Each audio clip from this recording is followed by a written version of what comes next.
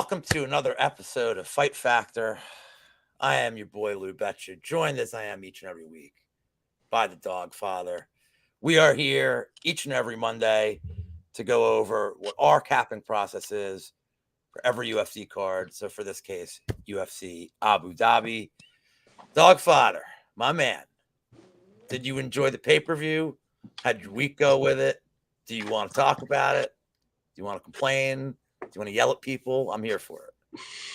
No, none of that. But I thought the pay-per-view was pretty lackluster.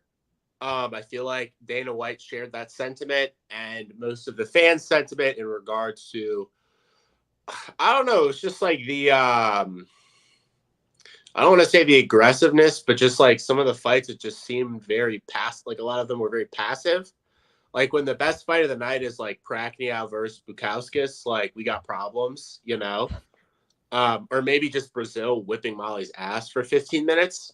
Like that was an exciting fight, and maybe the Wood fight too was somewhat exciting, but also just kind of like not really underwhelming, but like it just was sloppy, you know? It didn't look like a high level mixed martial arts fight, really. It was just kind of sloppy everywhere. So pretty underwhelming card. I was down pretty big in the week going into the main event on the Bilal fight. So I was down like 6 units going into the main event. But obviously it was always Bilal, from the jump for me. So I had a pretty decent position on him and made a decent run. And then I had a bet on the main event and Ryzen on a big dog. So ended up the week like down 3 units. So not bad. Had a couple of really good reads that I just didn't capitalize on, like Oban, which we talked about. At pretty decent length, and G-Rod that I passed on. Both were, obviously really, really good bets, really, really good reads, and I just didn't bet it. So it happens. And yeah, moving on to this week. So excited for this card. Some really fun fights, some really confusing matchups, and I'm happy to talk about it. So we got questions, and I hope we have some answers to go along with it. We definitely have the questions down and written. I nailed the Patterson fight for reasons I won't get into on stream. I'm not going to talk about the payout. If you follow me on Twitter, I'm sure you absolutely know what's going on with that. I don't know how the Wood Pineda fight didn't go under. I mean, the dude couldn't see or walk, and Nathaniel Wood if you put him against Caceres in a fight, it would go on for 8 weeks. I'm not convinced either one would ever finish the other one. I'm shocked that one didn't finish. I didn't parlay Molly. I don't make it a habit of trying to do juice parlays like that. But my God, did she look terrible. She said she's taking some time off. That's probably a wise move. I will ask you before we go on here if you think the Patty Green fight was a little suspect.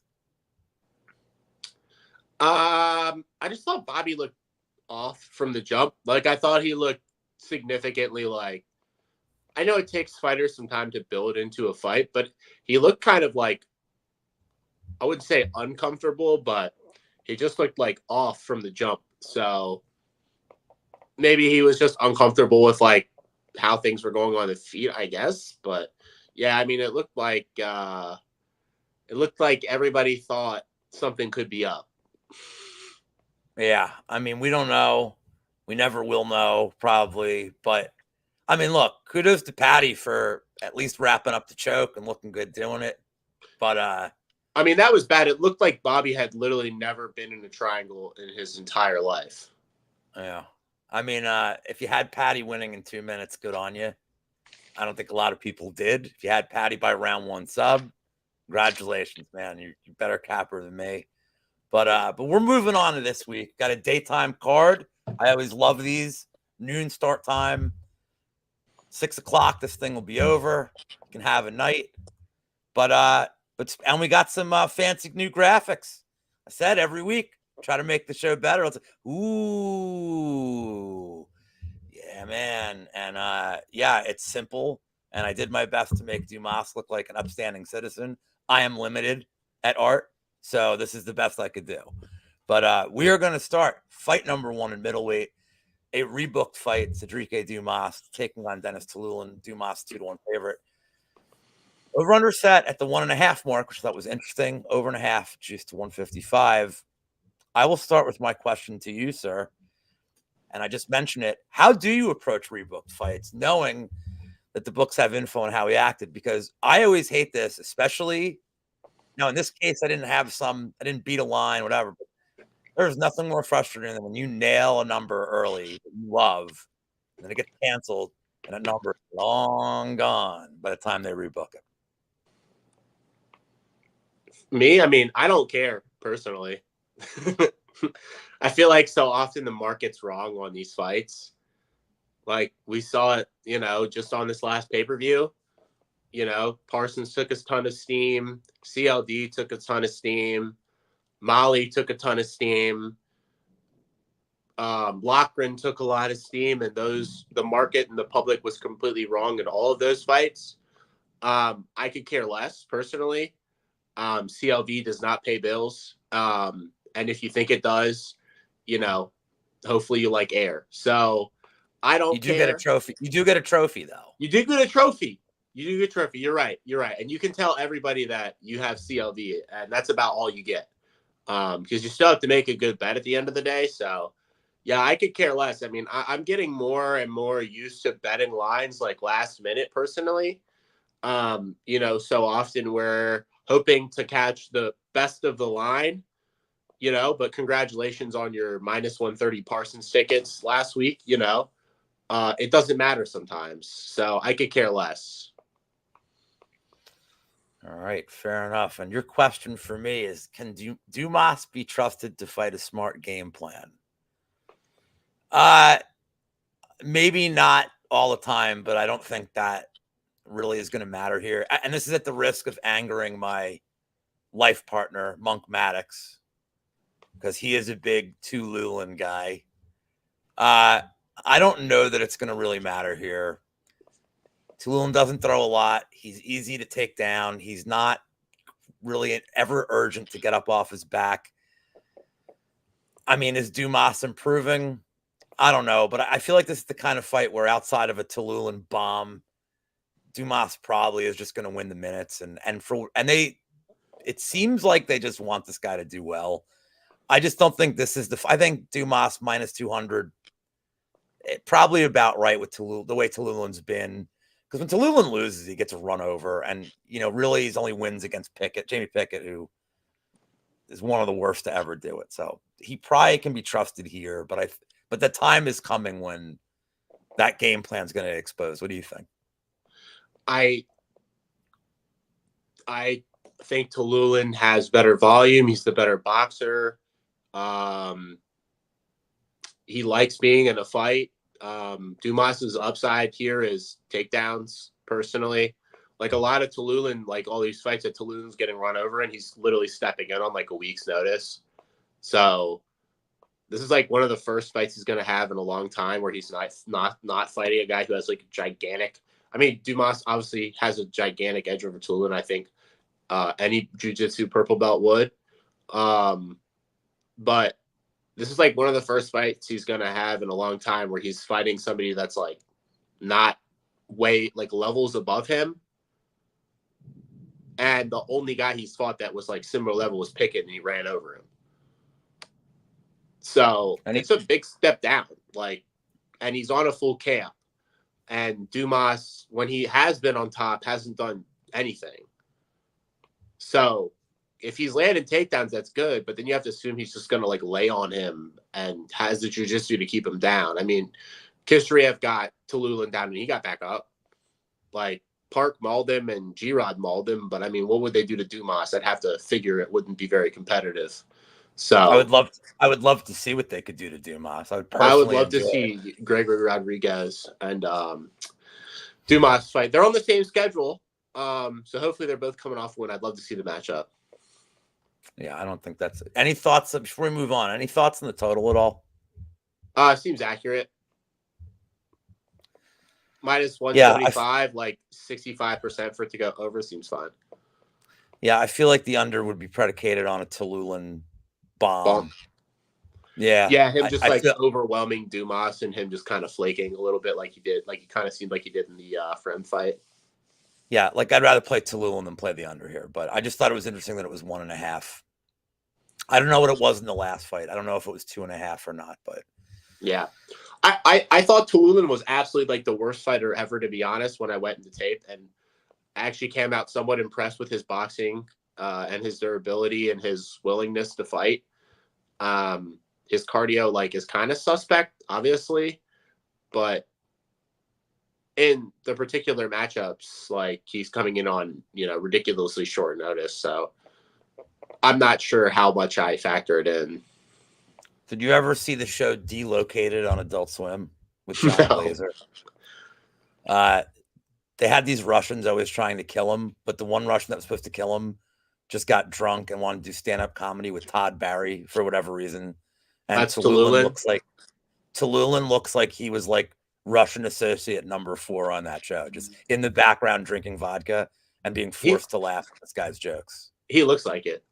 Oh, absolutely. Well, we'll move on to the second fight of the night. Jai Herbert against Rolando Bedoya. This is important to mention. This is at lightweight 155. It's important, and we're going to get to why in a second on the Bedoya side. Herbert, almost a 2-1 favorite in this fight. The total, plus 115 of the under. Small dog here. Let's see what you got for me first. Jai Herbert is very skilled. Why hasn't he put it together? It's kind of an interesting question because he has grappling, his length, he's got some power. I mean, to one point, he did face. His level of competition has been really strange. They've bounced him up and down between like incredibly good guys like Taporia and then Kyle Nelson, who I guess I can't talk shit on Kyle Nelson, like the guy's, dominator, but like Kama Worthy is a chinny guy. He's terrible. That was a setup fight. So I almost feel like he's just not getting matchups that almost suit him stylistically. Like the Ludovic Klein match had so much more grappling than I kind of would have liked. I would have liked if that was more on feet. So it's really hard to say. Like, I mean, what do you think? Like, what do you think his ceiling is? I mean, he's 36 now. So it's got to be now or never. I mean, it's Yeah, I mean, I mean, his ceiling is kind of what it is right now, but I mean, I still think he's a really, really good fighter, Initially, I was like, oh, Bedoya's the side here. And then I watched some of Jai Herbert's tape, and you're pleasantly reminded how good this guy is, Like, he's good everywhere. He's got a good get-up game. He's a good grappler. His MMA striking is long. He's very fast and athletic. He's powerful. I mean, this guy he's got good cardio. Like, this guy has all of the tools to have been like a top 15 guy easily. I should mention these records are wrong, by the way. This is Tululin and so Herbert's 12-5-1 and Bedoya's 14-3. Just so you guys know that I mean, at least the images are right. So something to improve on for next week for me. That probably would have been Bedoya's record if he had the level of competition of Tululin, though. So then my question for you is, because this is the important thing about lightweight, this will be Bedoya moving down from 170 to 155.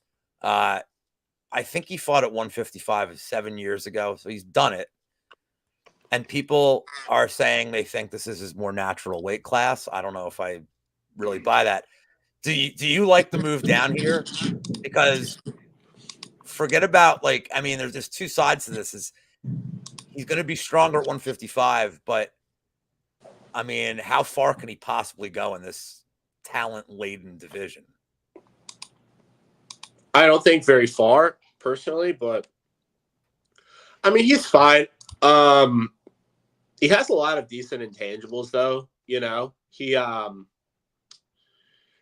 has okay cardio. He's a decent boxer. He's durable. Seems like he can grapple somewhat.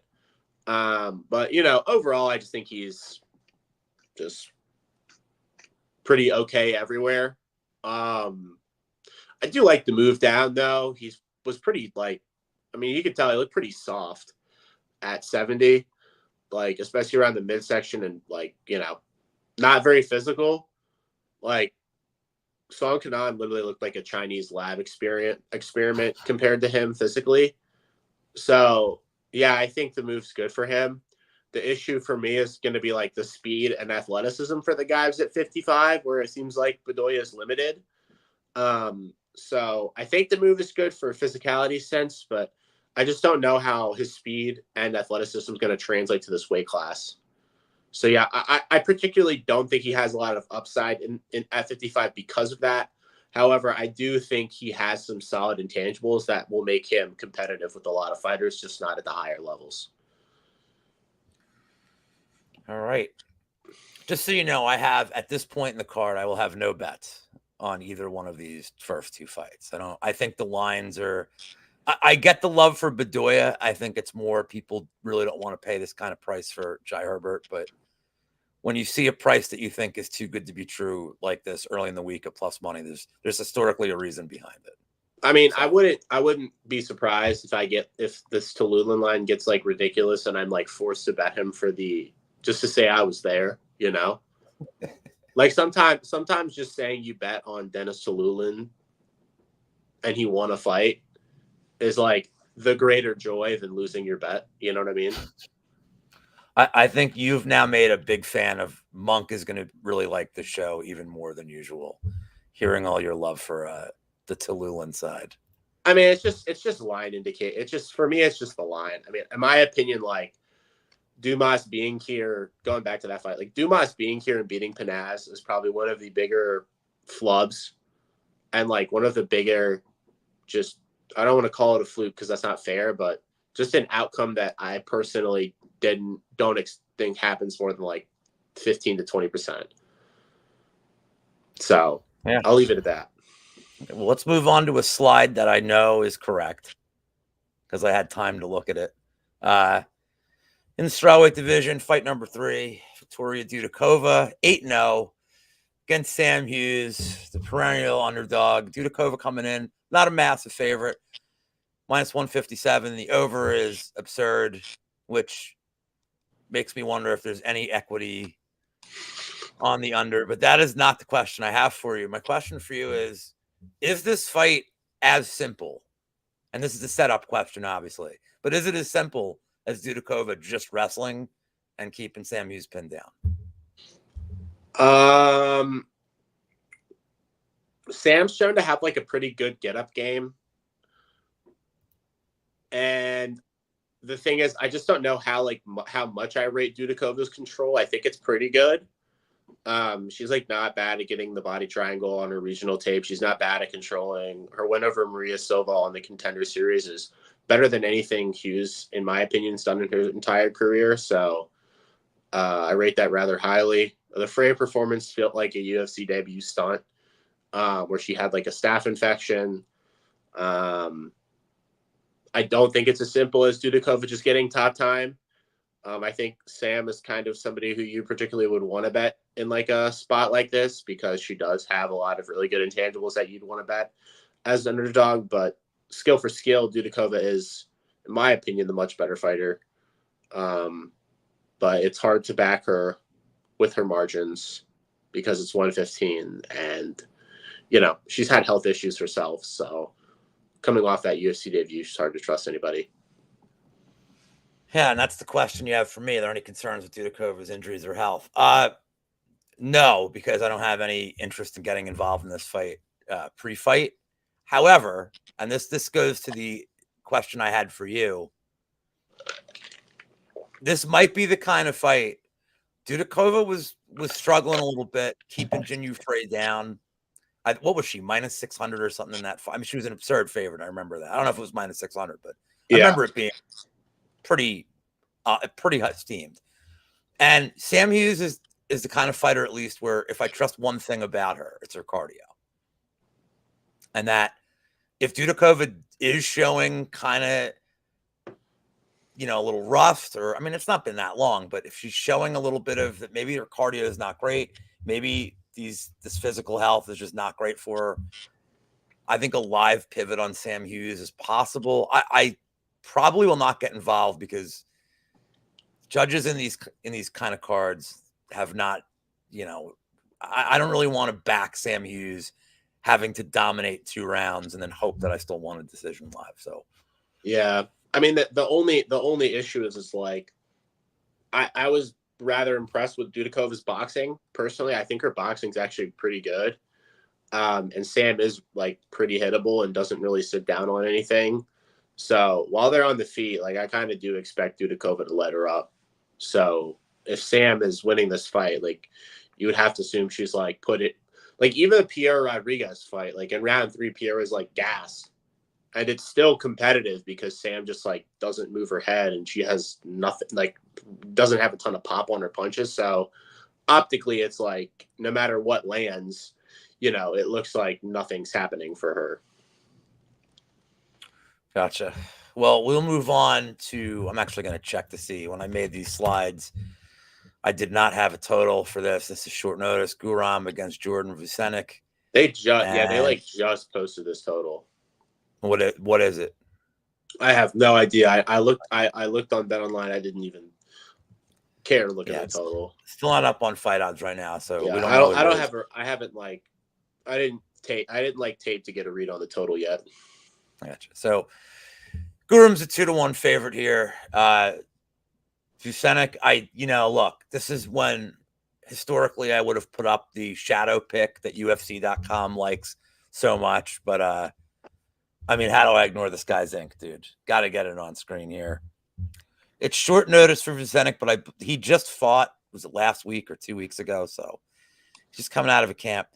Your question for me and my question for you are going to be very related. So I'm just going to put both up and I'm going to answer yours and mine first, and I'll give it to you. Is this too big of a step up for Vucenic? Well, I really think it's related to this.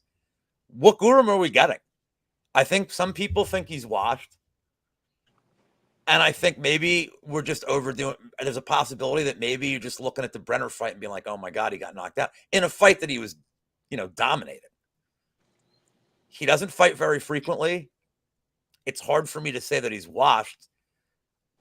I will say that I kind of question his motivation, maybe. I don't know. He doesn't seem to really want to be active. I mean, skill for skill on the feet, it should be all day. On the ground, I don't know. I don't know if Vucenic can really win a lot of minutes, but I would favor Guram here. Guram decision probably feels like what would happen, but I mean, again, I don't know what Guram we're getting, and it's keeping me off this bet completely. What are your thoughts on this? Like, do you think Guram's washed at all? Hard to tell personally. I can't remember if he took that Brenner fight on short notice, but for some reason I feel like he did step in on short notice, but he's always had kind of like suspect cardio personally, because he does come out like super hot. Obviously like super skilled guy. His wins and losses in the UFC obviously have aged really well. Good kickboxer, good defensive grappler, good everywhere. To be honest, though, like Vucenic is good at everything as well. He's a good striker, good grappler, more dangerous submission game than Guram, solid cardio. Some of his fights and losses, like, the Paul Hughes fight that he lost, like, was very competitive. Him, submitting James Hendon the fight prior, also very impressive. So I also kind of, when I went back in the tape, I also feel like he's getting better. Like the dude's only 28. Like just watching the first Charrier, I don't think him and Charrier fought, but the time when he fought Charrier in 2021, like his striking looked a bit like he like questioned his striking sometimes, like on the feet. Just his vision and his defensive responsibility seemed off. Now he's, seems a lot more defensive responsible. He keeps his eyes on target more often. She's more on balance. I think he's making improvements. We haven't really gotten to see it because they haven't tested him in Cage Warriors for a minute. Also, like his last opponent fell out, so his last fight was at 55. So I know a lot of people are thinking he's making the cut down to 145 He made the cut down to 145 a couple weeks ago, but he didn't. He weighed in at 158 or 157. So he hasn't made the weight cut. He's in shape. So I think the line's fine personally. I feel like Garam maybe 65% reasonable because we don't really know if he's on this level yet. And we also don't know if Garam is, what level Garam is at right now. But just from a historical perspective, this line feels, I guess it feels okay because I don't know if he's washed or not, Yeah. I don't know what I'm going to do here. I don't know. I know like our friend of friends, Mike, aka Couch Warrior, is like a massive fan of Guram's and like raves. I don't know if he overvalues his skill set. I wouldn't say he overvalues it, but I think he loves all the Georgian fighters. He does, and I think he just looks at him in like a vacuum, and it's not an insult. I'm not saying it's an insult. That's why I'm questioning if he's washed because I just feel like if he's not, I don't know. I feel this could look like a levels fight. So I don't know. For me, I'm just cool watching it. Although I will say now we're getting to the fight where at least I have my first bet, and I this is horrendous that this would be my first bet. Shamil Gaziev 12-1 coming off I don't know if we want to call it a main event stunt. I don't know if we want to really use that as a term here. He's facing everybody's favorite, Dontel Mays, coming off a stunt in itself against Caio Machado. Gaziev's a pretty big favorite here. The fact this is under 2.5, I find kind of interesting here. So here's my question to you is how does Mays not die like immediately in this fight? Because he's historically been pretty durable. So that's why the total's at 2.5. Pretty much. I mean, he's looked pretty bad on bottom, obviously, and getting rocked and wobbled by Nascimento is obviously pretty bearish too. So, how does Mays not die? I mean, he just doesn't get taken down or killed with a right hand. That's pretty much it. I mean, not that I rate Martin Buday really well or anything, but he had been historically durable, and his durability was gone immediately on like one. I mean, not really. I mean, he ate hell and a half. You know what I mean? But he was already hurt and backing up. I'm saying is he had immediately like was toast. Yeah, like took a lot to get him out. He wasn't ready to fight back. Yeah, at all. Yeah. But I mean, he ate hell. He ate hell from him for like 6 minutes. Like, so. I mean, they could have stopped that in the first round too. But. Yeah. And he never went down. I don't think he just was against the cage. I don't think he ever actually he was just got getting beat up. But yeah, I mean, Mays has historically been like pretty durable though to the head and the body. So, I mean, it wouldn't shock me, if he, if he got knocked out. But I feel like the way this fight ends is Shamil. I feel like the way this fight ends most with the most surety early is Shamil getting on top. Your question back to me, how does Shamil lose this fight? Well, if we're going to play the cardio narrative, and I'm not certain I do, but if we're going to play the cardio narrative, historically, I would want Mays to do one of two things. Either use his size and either just wear on him against the cage or get a takedown. He should absolutely not go for a takedown here. Or work the body. And Mays is also not a guy who really likes working the body. So if he survives the first and maybe Gaziev throws himself, into fatigue, I think that's one way. But you're still relying on Mays to throw a lot of volume late and really capitalize. And Mays is just not a guy that I love trust with my money, and it's not if he's a favorite or a dog. I mean, I have made mistakes with this guy before, Dogfather. I have made mistakes with Dontel Mays. So for me, it's Gaziev. How do you think Shamil loses? I think he gets tired and at the end of round 2 and Mays somehow squeaks out the round. And, we have a close and competitive round 3 where Mays, also squeaks it out. So I don't think Mays has like a ton of upside in this fight, but I do think he potentially wins with like a Gaziev, Gaziev pretty much beating him up in round 1 early and early round 2.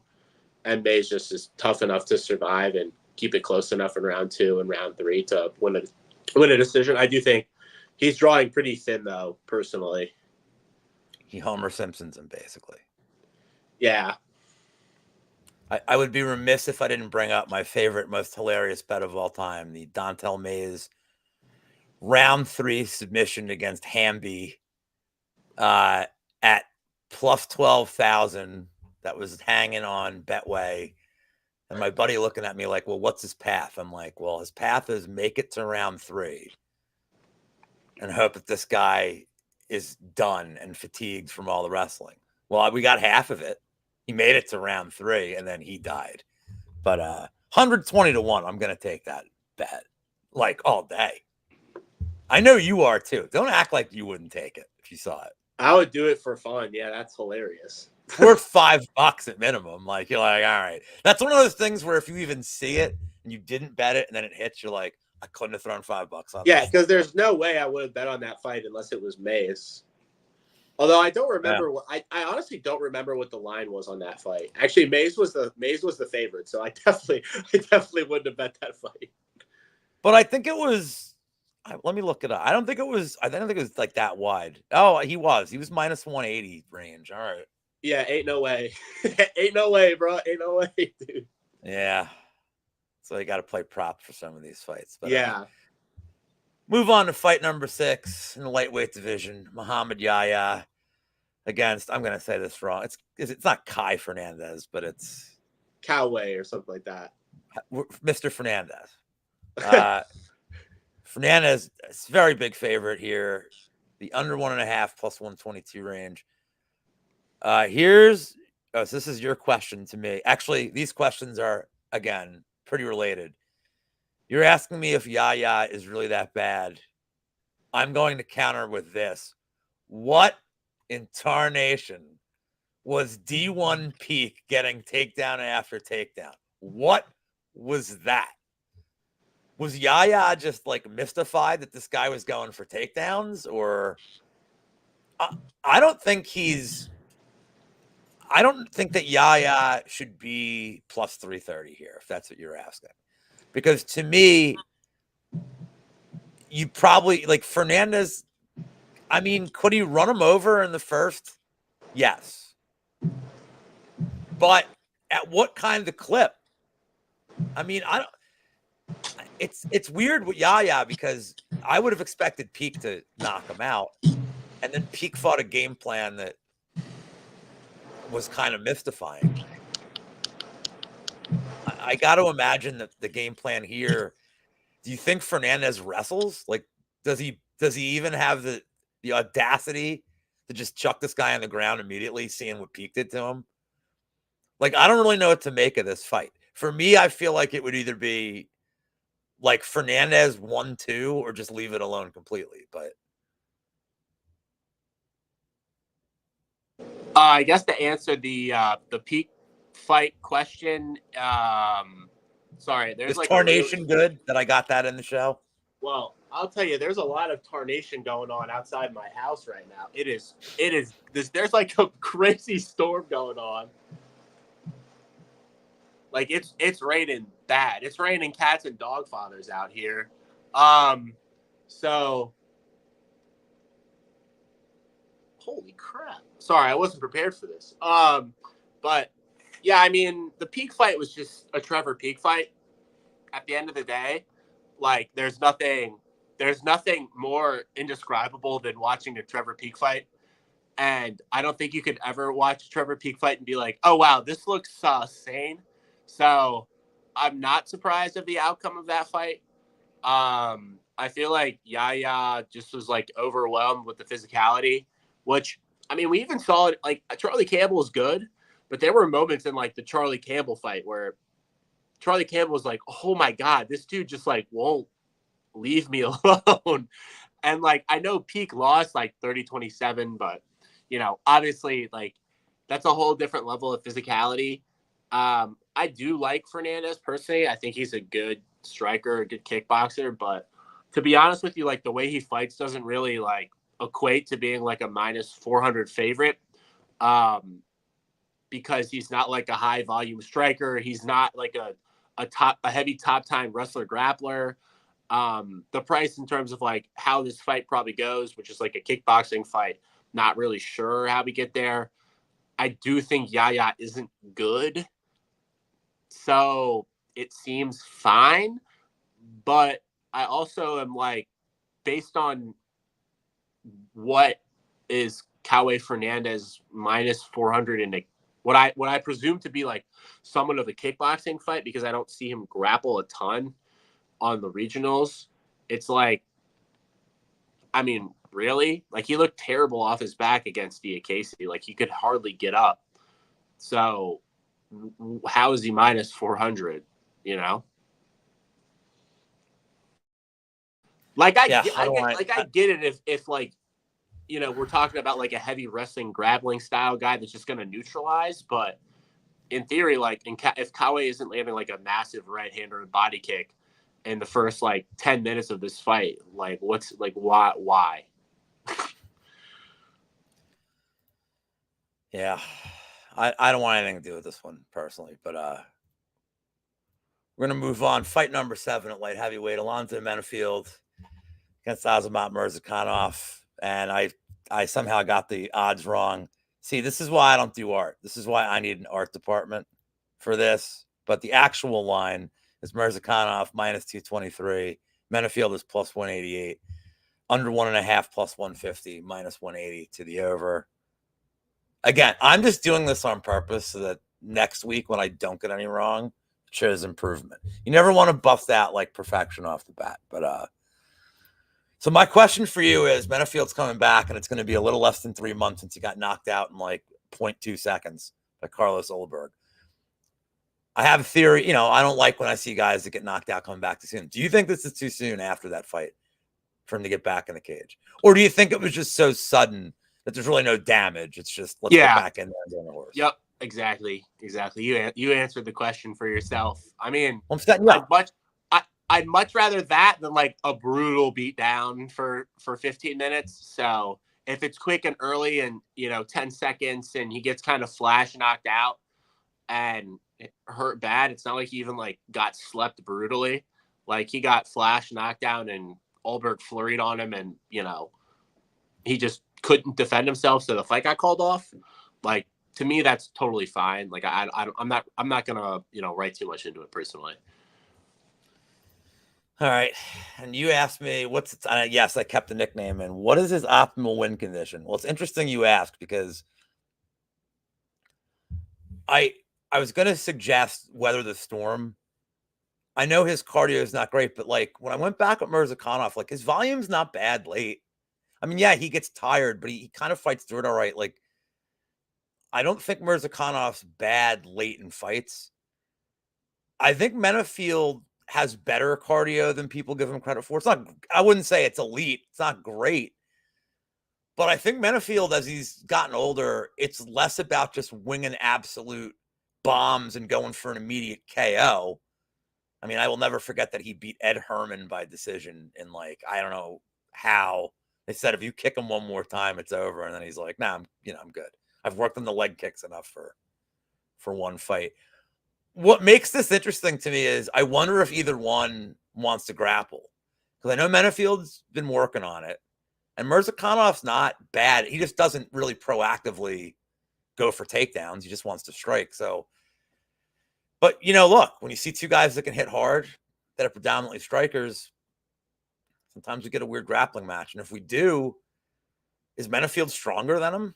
You think he could just out physical him, or no? Yeah, like it wouldn't shock me if Menafield just like puts on a cage push clinic.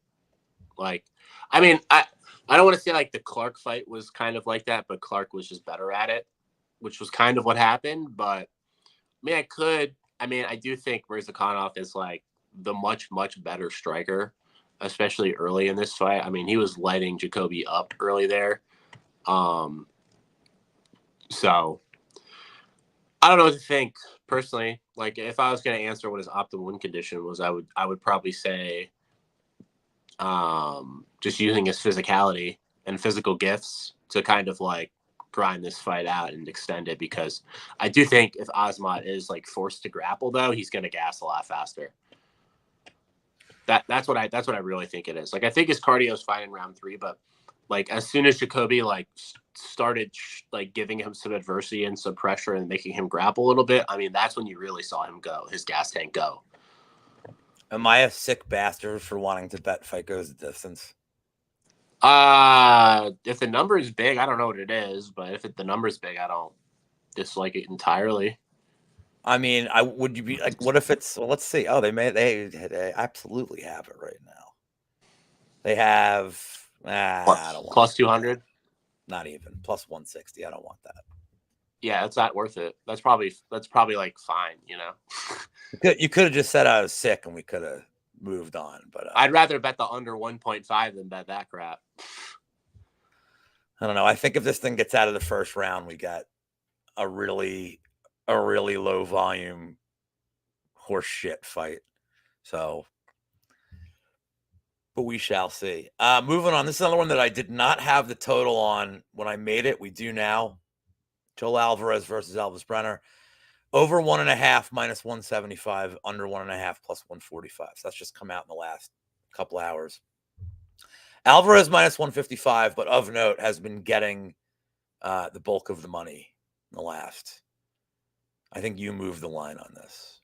If Discord has taught me anything, it's that you move the number here with your words and probably also your money. Your question to me, because you're going to hate mine in a sense. Can Brenner avoid being submitted? Yeah, he seems like one of these guys where you could put him in a 2-minute choke and his face is going to be purple and he like wouldn't quit. The question for me is, I mean, the worry I have with a guy like Alvarez, who I love and he's fun to watch. I mean, he was losing that fight against Diakese and maybe there was a questionable, what was it, a headbutt or an eye poke? But he still took advantage of it and he grabbed the neck. And I feel that the thing about Alvarez is he's one of these guys that can be losing a lot of minutes until he's winning because he's not really top timing people. He's happy to go to the ground, but he doesn't initiate it. And then he's got all this range, but he's not throwing like accurately. Like he throws a lot, but it's almost for show. And so if this thing's on the feet for a sustained period of time, it's going to be interesting because I think Brenner probably throws more, but he probably doesn't land much. I think Alvarez, everything he lands is going to look really good. It's also a battle of people who, I mean, aside from Brenner getting a round 1 KO, it seems like a battle of people that really don't love winning round 1 or just are not great at it. But I don't know. What do you think about that? Like, do you think, are they both like, do you think he can avoid being submitted? Because if this gets into decision range, I think handicapping this is tricky. Yeah, I mean, I guess I would say probably, you know, like to just assume that Alvarez is going to submit him because of Tapology is not necessarily how I would choose to bet, but he seems like he could probably submit anybody just because he's so opportunistic with his submission game. But if he can't do that, I mean, we've kind of seen him just, you know, not really have a plan B, to be honest with you. Like, you know, the Sarukian fight and the Ismagula fight, obviously, and then like as things started to snowball for him in the Diakese fight, like you could kind of see him huffing and puffing for air, gasping, like really struggling and, you know, looking, you know, dead to rights essentially. So, yeah, I mean, this fight could be as pretty much as Brenner lands a takedown in round 1 and consolidates position for the first round. And then, you know, Alvarez is too tired to really make a mark on his fight for the, you know, the remainder of it. So, yeah, I'm not really I'm not really so sure. I mean, Brenner seems like a guy who's got a pretty good grappling game himself. So I'd be surprised if he would get submitted here. But Alvarez's submission game is so dangerous that, especially early, I think he could submit anybody. So I wouldn't rule it out of the question. I mean, this would be the fight, right? This would probably be the fight to play it. I'm not gonna lie. It fits in everything you're talking about Alvarez's cardio, and I mean, even in the Oral Bay fight, a fight that he's getting dominated and getting controlled, still bonked him in the third round. I mean, this dude's there all 15 minutes. If Alvarez is tired, I mean, how much do you like it? I mean, you have to. I mean, just the resilience for him to like stay in that fight as much as he was. Like, I thought he looked terrible. Like, I bet Oral by, but I thought Brenner would honestly put up a little bit more resistance like everywhere. But even though like Brenner looked awful, he still had moments of success and danger. So, yeah, it's impossible to rule him out of a fight ever. So, yeah, I mean, he could be the new Darren Elkins. I mean, there's a lot of round 3 guys, but Elkins is just my dude, man. Like the auto click. He's the GOAT of round 3. But I mean, I don't know. Brenner's pretty dangerous everywhere. So, like, I think his striking's come a long way from his prior tape.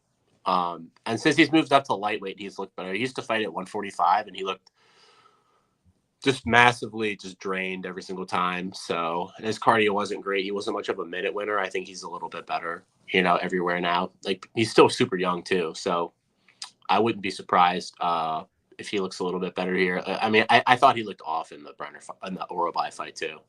I did bet him after one against the Kugov. And I know that's a fight that a lot of people do not think that Brenner won. But I thought the first round was super close and the number didn't move. I'm like, I mean, it's a small stake. I'm like, I think he could have won that round. And I mean, that's the one that got us there. So that's one of those ones now I wish I'd bet more. All right, we're going back to strawweight. 2 women's fights on an Abu Dhabi card. We're making progress here. Mackenzie Dern against Lupi Godinez. Dern, pretty small favorite. The over, predictably juiced. Let's see what here's what I got for you. How do I trust either one? And it's more, this is like a 2-part question for you. Dern striking is just her like launching from 8 feet away and throwing a punch. And she got power, but there's no technique here. It's just launch. And Lupi's game plan is whatever we as cappers think it should be. It's the opposite. It's the exact opposite, like the Verna fight. I mean, that's a usual stunt with Lupi. So how does either one just actually stick to what they're best at here?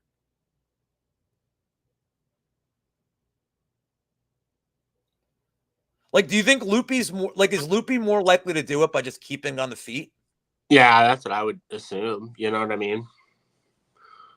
But even at that, it's like, yeah, Lupi's the better striker, but she somehow finds a way to like make everything like so close because I personally just don't think she's like very accurate. Like I don't know how to describe it. Like, her boxing looks really good and technical and all that, this and the other. But then like when she's throwing punches, I feel like half the time, like everything feels like it comes up short, or like she doesn't sit down on everything and like really get through punches as much as I like wish she would. I feel like she's kind of like a little short. Like if Verna was having like a lot of success boxing with her jab, just because I don't think Lupi has the best range management. So I don't love really doing this, but I feel that the fight goes is incredibly good, parlayable here at -200. I think that's not even, you don't even have to parlay it. I mean, I'd lay the juice with that. It's hard for me to see a finish here either way, whether it's on the feet or in the grappling exchanges. It's just really hard for me to visualize a finish. But your question for me is Lupi or front runner? I mean, it's so hard to say because look, she in the fights that she should dominate. Excuse me, it's all my health. In the fights that she should dominate,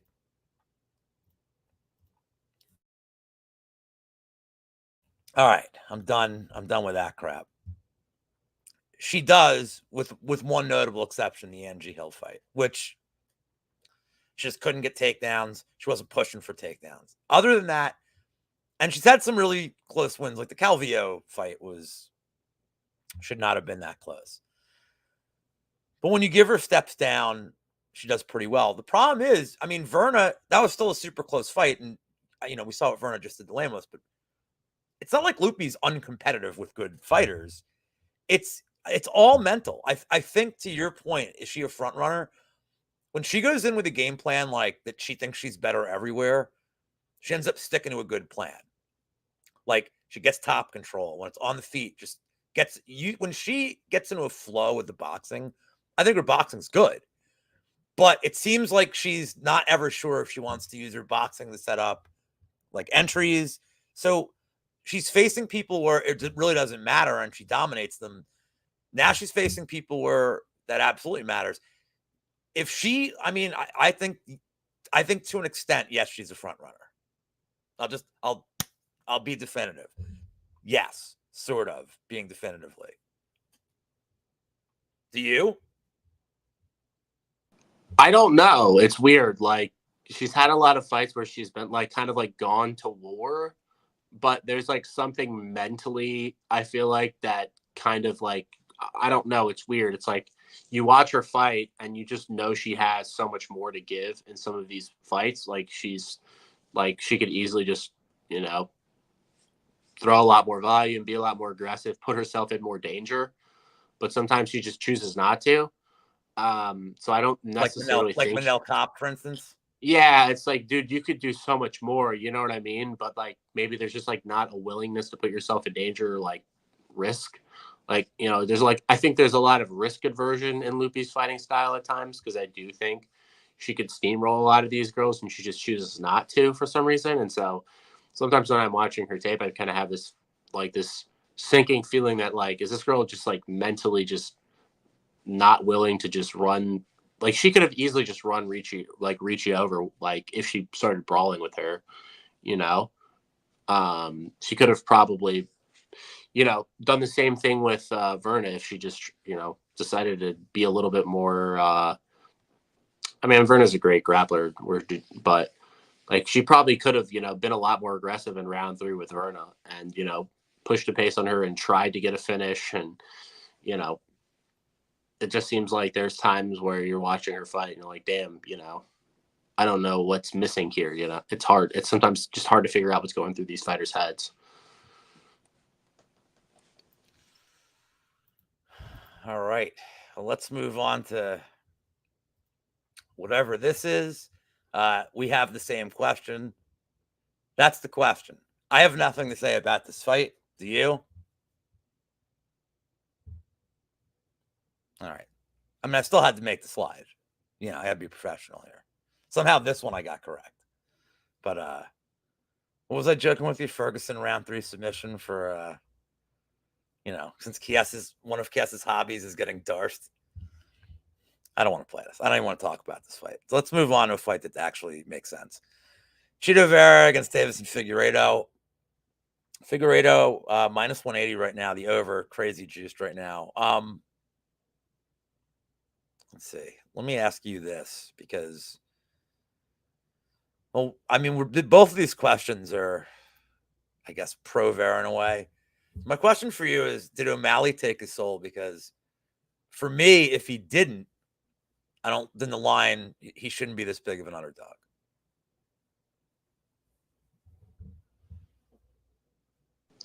I just think Sean O'Malley's really good at fighting. But you don't think this mentally hurt Chito Vera? No, I think it'll probably motivate him. So yeah, I'm not really overly concerned with it. I just think O'Malley's really good. Okay. And you asked me if Figgy's really looked impressive at 135, or is it matchup dependent? I guess it depends on how you rate Rob Font. Like, he looked pretty good in that fight. He looked terrible in the Garbrandt fight. He lost the first round, and then he got smart and he went for a takedown, and Cody Garbrandt went back to being what Cody Garbrandt is this career, a guy that we think has this legendary wrestling, and he can't get up. And Figueiredo, like, to his credit, did what he's supposed to do in the second round. That was also, keep in mind, the opener of the biggest event the UFC has ever had. So there could have been nerves, but should not be letting Garbrandt win all the exchanges in the first round. So this is the biggest step up for Figueiredo. And look, some people might counter with the argument that Rob Font was landing on Vera, and okay, that's fine. I also worry, look, Chito Vera is a guy who historically maybe doesn't win the first round. But I feel like Figueiredo is going to really have a ceiling at 135 here. And I think Vera is a guy that may be a class above him, or at the very least, I think this should be a pick 'em. What do you think? You answered my question. And well, I'm just answering. You gave how I feel about the fight. So, Figueiredo's got some of the grappling and jiu-jitsu upside, obviously, but Vera actually isn't like the worst, defensive grap wrestler once he realizes you're going to start shooting. Like in the Sandhagen fight, he did a pretty good job after round 1 of like defending takedowns and getting up. And like, I get that Figgy got Garbrandt down and dominated him on the mat, but it's hard to figure how much that actually matters to this fight, Like, I'm going to have questions about Figgy until after this fight, at 135. I don't think there's going to be a lot of grappling, do you? I don't know. Like, I don't know. Like, if Figgy showed the last fight, if he's having little success on the feet, he's going to try to grapple. So would it surprise me if Figgy's having issues with the range, because Vera is going to be so much longer than him? I wouldn't be surprised, if he goes to the grappling like after the first couple minutes. So no, it wouldn't surprise me. All right. Well, we don't even have 2 questions here. We have a question and we have an answer, which is pretty tremendous. So my question for you is, if Shara is a fraud, and a lot of people, do not think highly of the Bullet skill set, Lord Michael he's not Lord Michael anymore, but he's, for the sake of the show, he is. Lord Michael isn't even really training, seems to want to retire. What is the angle here? And you don't even have a question. You just said Michael KO won, and that's the end of the statement. Skill set wise, this isn't close. Am I missing something where this is even close in a vacuum? I know fights aren't in a vacuum, but no, I think Shar is a pretty good kickboxer personally. He's pretty athletic. Obviously he's got really good body kicks and kicks in general, good stance switch, pretty sharp hands when he decides to throw them. But apparently, like, his defensive wrestling, I guess, looked improved to Tricoli, but is he really that good of a wrestler? I don't think so. And it was a very unimpressive performance personally. So yeah, a lot of questions here on both sides. So you just played Mikhail KO 1 and live to fight another day. Why would you not? He has nothing to lose here. Like, he's got to go out here and put on an exciting fight. Like, if he's not training at all too, like, I don't know if he's going to have the cardio to last either. Yeah, I like the under 1.5 personally. I think this is. I would have liked to have better price on it, but and the thing is, my again, bad. What's that? My bad. Why? I have like 145 and 125. That's all right. I still think you're getting there's a little meat on the bone here. I think it should be favored. Well, just wait, because everybody loves playing the overs now. But it's the new overs. It's the new thing. You just bet underdogs and say the over is the side, and then all of a sudden you can be on this show with us if you just play underdogs and bet overs. Welcome. Welcome. You have now become a YouTube MMA capper.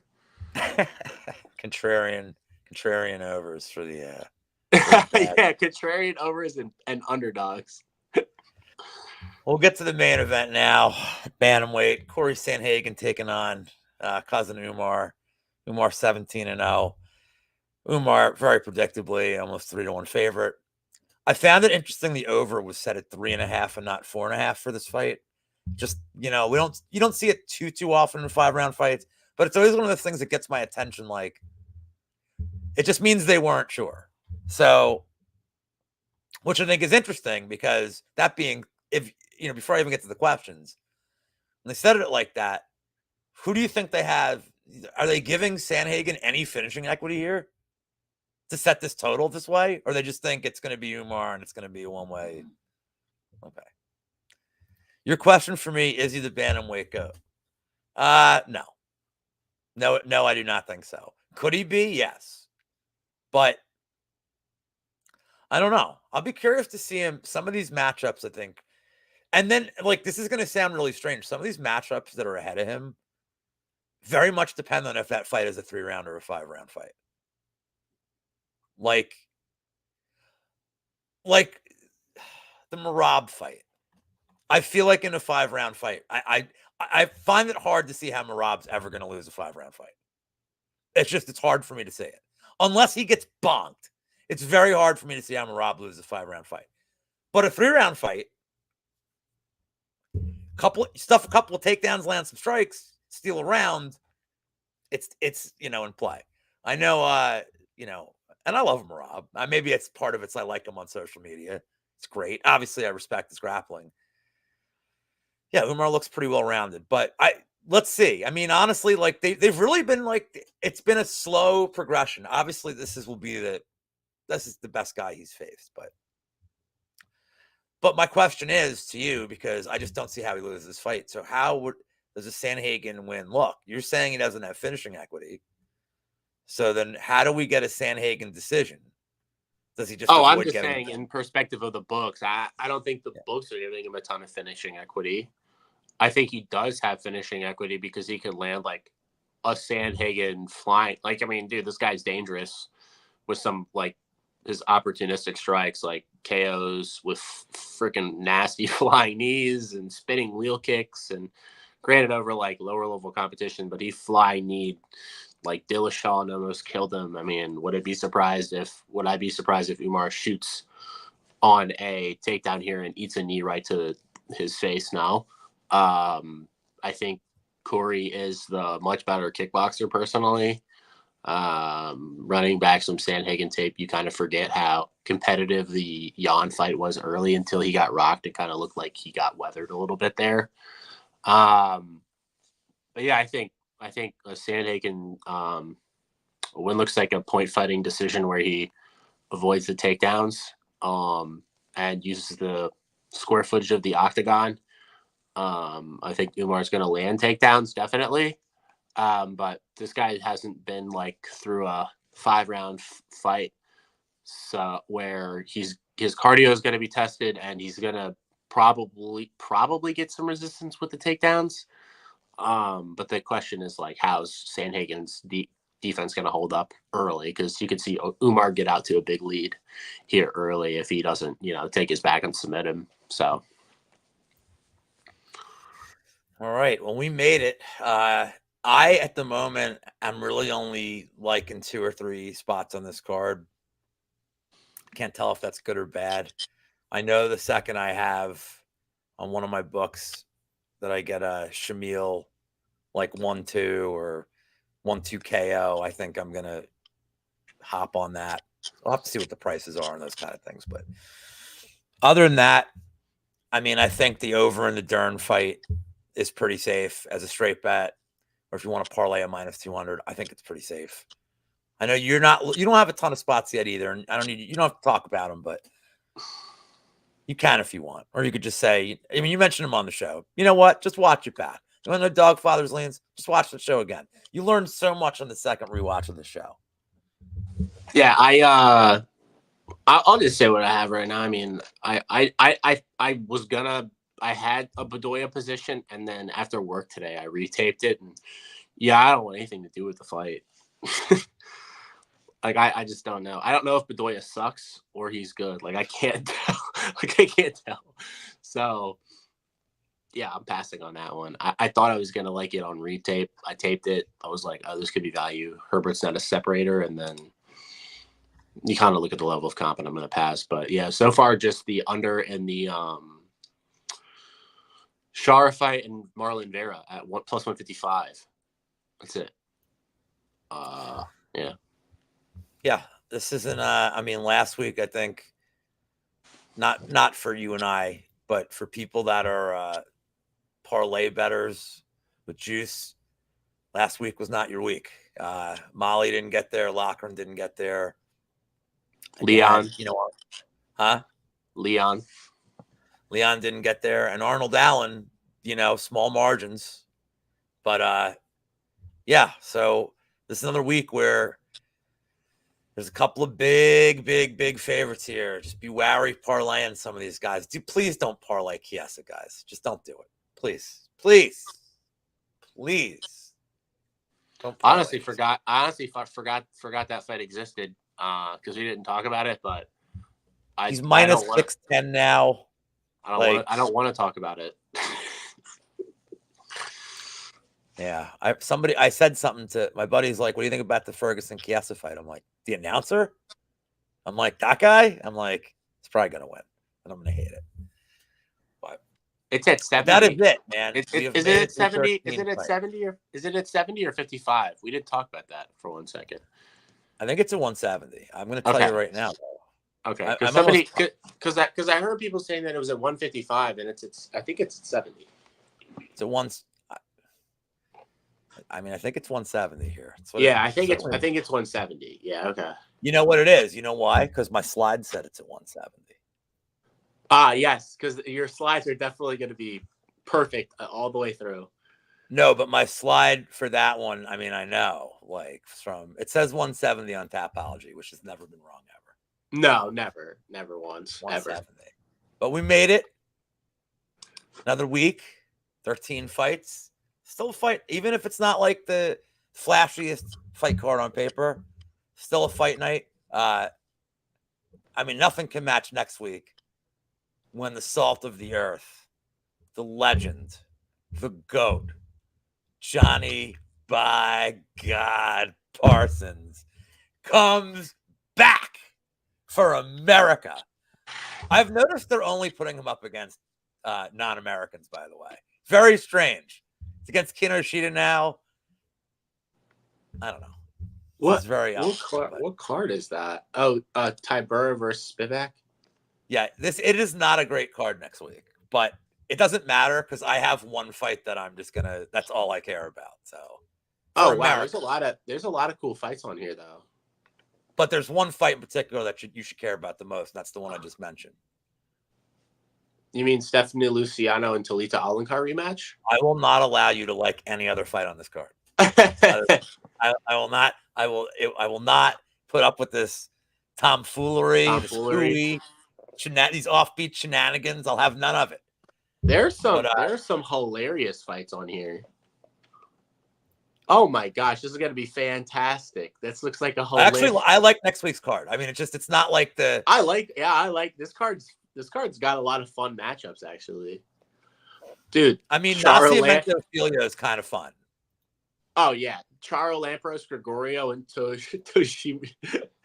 Whatever his name is, Toshiomi Kazama. What, like, a hilarious fight is that? Danny Barlow is coming in against Varetnikov. And Aaron's and Zalal, super kind of interesting fight. I mean... That's a really good fight. Like, there are a couple of really good fights. Bashrak Gutierrez, Aaron Zalal, Nascimento, Filho. I know a lot of people who are already trying to bet the Gutierrez side, but what? Why? I don't know. He's gonna get it. They know wrestling exists, right? I don't know. All I know is Parsons versus Kinoshita. Somebody's 3 has got to go. And oh my gosh. Dogfather, tell the people what you're up to all week and where to find you. I know you never have anything to say. What, me? Yeah. I don't have much to say. I'm just in the shadows. You do a lot of spaces though that are always Yeah, popping you up. know, I mean, it's mostly just to talk with my friends, you know. And I appreciate the people that check in and like say what's up or just listen to Pepe, Dagestan, or Phoebe or Lou or Olivas come in and just chat random BS or Pierce. Even MMA Giga Chat is welcome, despite him being the most soy person on MMA Twitter. And he could never hold legendary guest. He was legendary guest last week on the Happy that show was amazing. If you guys have a chance, you guys should check out just the UFC 304 breakdown with the Happy Hour with Lou and Monk. Chad, that was absolutely that was hilarious. That was probably one of the best shows this week.